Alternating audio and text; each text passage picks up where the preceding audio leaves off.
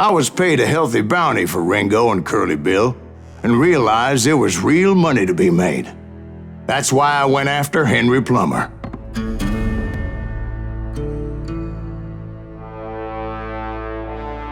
Now, wasn't he the sheriff who augmented his income by shaking down miners and robbing gold shipments? That's the one.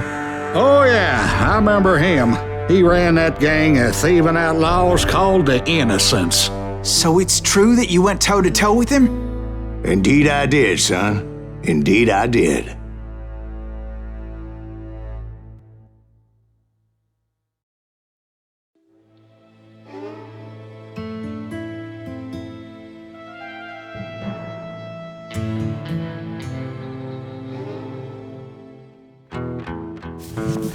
I knew I needed resources if I was going to track down Roscoe Bob Bryant, and hunting Plummer looked like a good way to get rich quick. As the local vigilantes exposed him as the leader of the bandits, and put a generous price on his head. Plummer rallied his gang to plunder one last gold mine before making their escape, and that's where I thought I'd find him. It makes me nervous standing so close to all these goddamn barrels of gunpowder. Why would you be nervous? No one has the cojones to come after us. My late father pointed out to me more than once. God made man. Samuel Colt made him equal. That's it for you!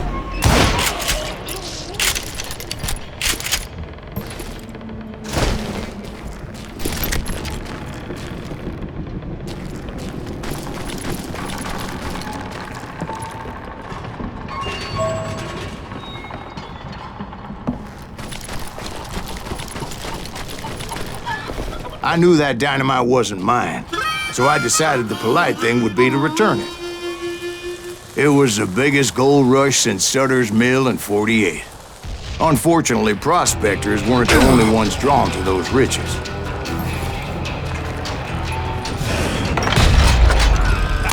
There were thieves and killers, robbing travelers and hijacking gold shipments. Like those that ran with Plummer. Some were just regular folks I knew from town, drawn by greed and easy pickings. Charlie Crow, the blacksmith. James, who worked in the stable. Sam and Jeremiah Barber, the butcher's sons.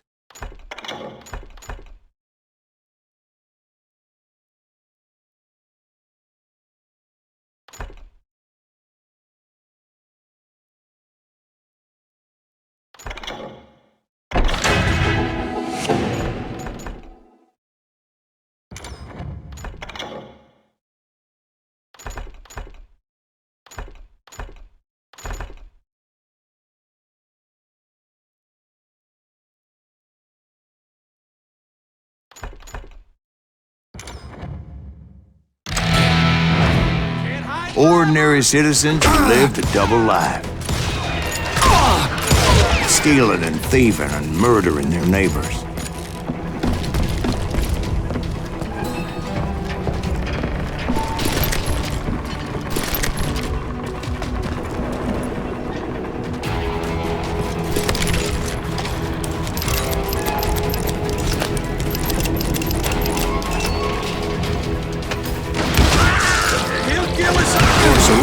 Veterans of the Civil War. Stone-cold killers trained on the bloody fields of Shiloh and Antietam.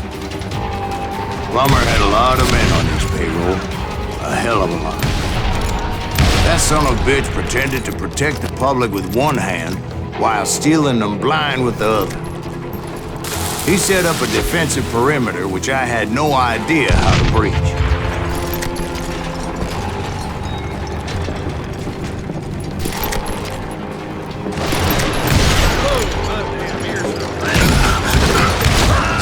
Dangerous, desperate individual.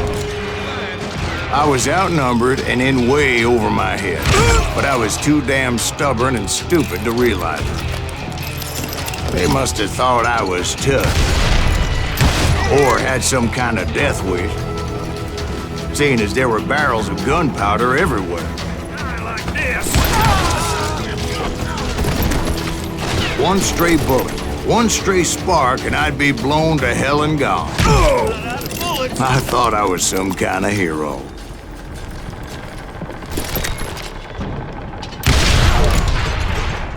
Show yourself, coward!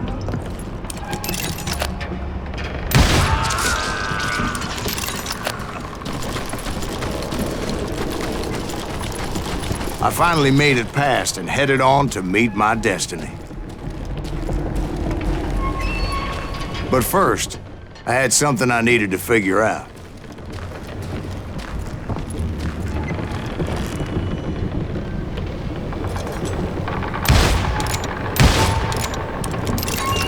I had a few ideas on how to get into that mine, but once I made my decision, I knew there was no turning back.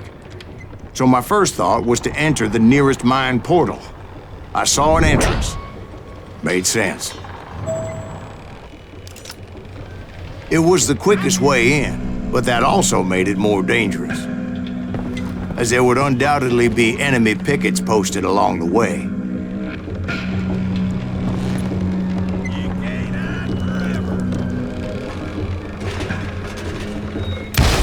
Do you know who we are?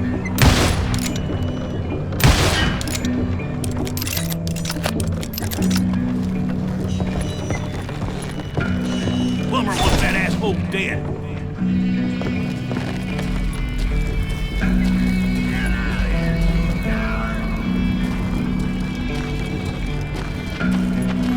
You can't reach the innocents. Now you're really pissing me off. Get out here. Besides, once you enter a mine like that, it's easy to get all turned around.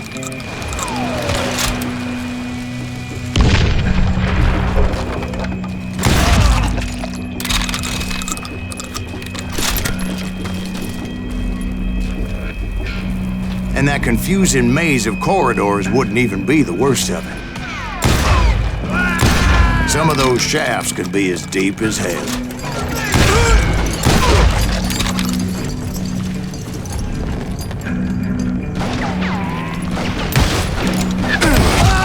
A single stumble or misstep can easily end in a deadly plunge to oblivion. Hey, I'll flank him. I will drop you down a mine shaft. Come on out, you yellow bastard.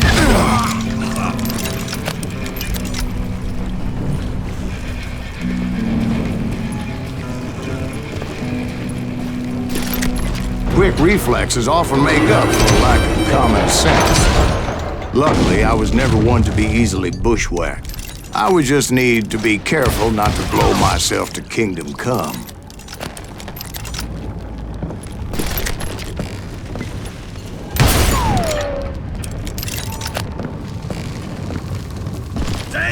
With all that gunpowder and dynamite everywhere, a body has to know what he's shooting at.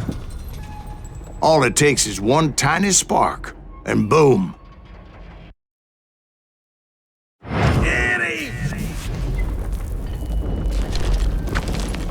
I will drop you down a mine shaft. That's enough. I do not deserve to die like this.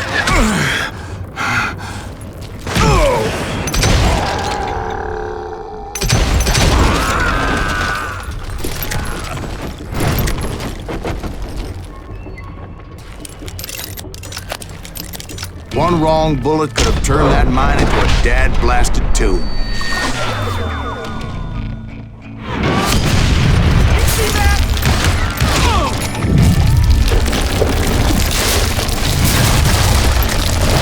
I freely admit that my plan of attack was not just moronic, but clearly insane.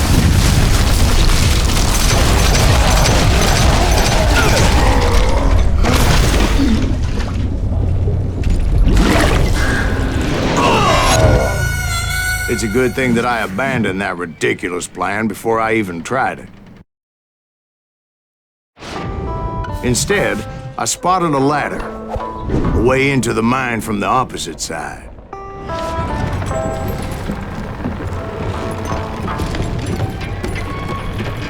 It was a long way around, but that approach seemed more sensible at the time. Of course, being I had a problem with heights, that scaffolding scared the bejesus out of me. Climbing down that ladder required some caution, because even though I had a younger man's reflexes, no man can dodge a damn bullet while climbing down a rickety ladder. I needed to make a leap of faith, which ain't easy when you're suspended between heaven and hell. I was determined not to give up, however. As Sheriff Plummer seemed quite the despicable character. When the vigilantes discovered what the sheriff was up to, people were outraged. That 10,000 they put on his head would go a long way to helping me find old Bob. And I had made it my mission to settle that score come hell or high water.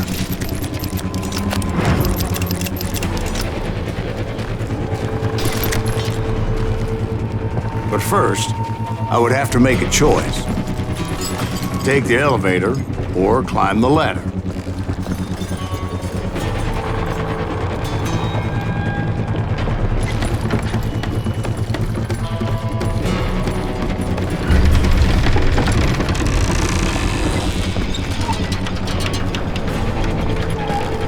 I wanted to use the element of surprise.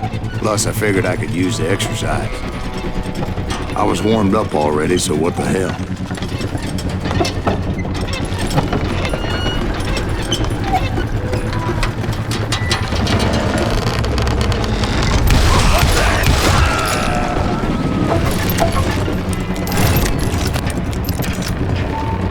Plummer was a mad dog killer, and the people of Nevada City deserved it.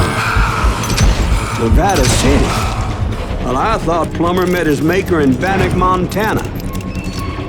Right, well, he was the sheriff of both places at one time or another, but that's neither here nor there. The point was, taking him down would save a lot of lives, including my own.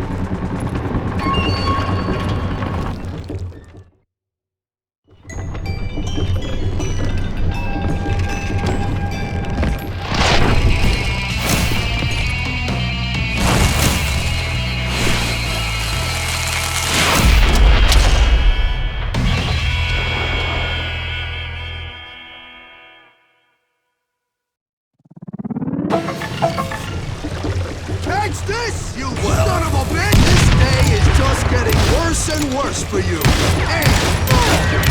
Henry Plummer was clearly unhinged, and I could see right away that this was going to take some doing.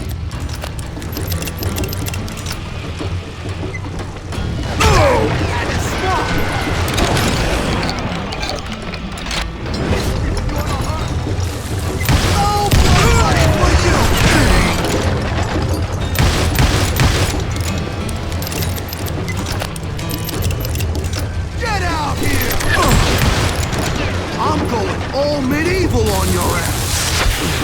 I got a lot more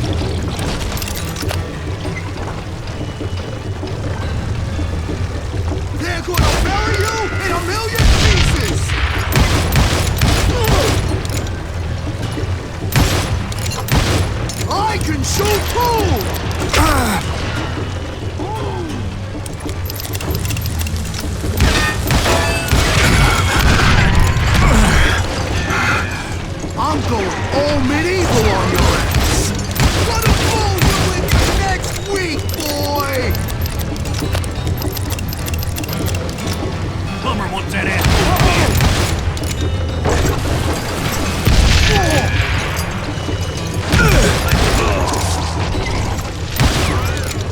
You ain't taking me! You are really chapping my ass! I'm gonna belly you in a million pieces!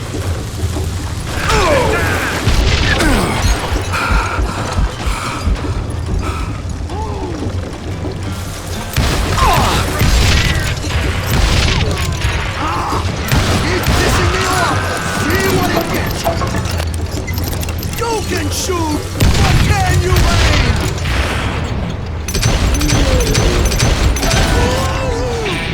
So that's how Henry Plummer died. Him and his crew were worth their weight in gold. And now, I was officially a bounty hunter.